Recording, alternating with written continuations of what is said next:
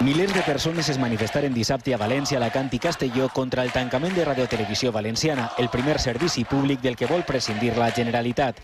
El clam social no ha fet variar el guió del Consell. El president Alberto Fabra reafirmava la decisió dissabte en el Gran Premi de Motociclisme de Cheste.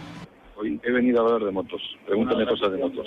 En altres ocasions sí que ha parlat d'altres temes, encara que no farà exclusivament de l'acte en què participava. La decisión ya está tomada y ya lo hemos dicho por activa y por pasiva.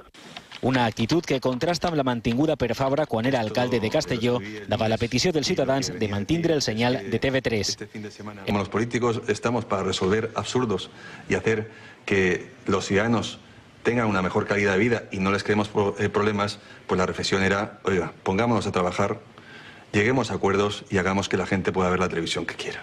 El comitè d'empresa defèn la viabilitat de Radiotelevisió Valenciana i apela al diàleg per a revertir la situació.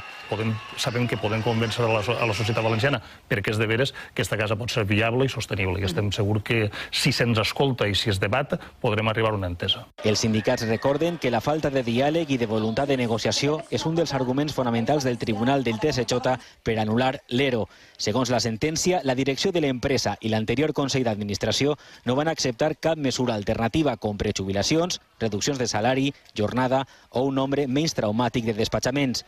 I ben al contrari, la proposta inicial de l'empresa es va convertir en definitiva, segons el tribunal, perquè els termes de l'expedient de regulació d'ocupació estaven decidits abans que la negociació. Precisament per a negociar i dialogar, els sindicats han demanat formalment una reunió d'urgència amb el nou director d'RTVD, Ernesto Moreno. Moreno ha declinat valoracions als servicis informatius d'esta casa. En la seva defensa s'han activat una bateria de mesures legals. El PSPB presentarà dimecres un recurs d'inconstitucionalitat. Compromís ha interposat una denúncia per prevaricació i Esquerra Unida ha anunciat que denunciarà el tancament davant del Consell d'Europa per considerar-lo un atac a una llengua minoritària. Les actuacions han sigut qualificades de demagògiques i oportunistes pel conseller de Governació, Serafín Castellano.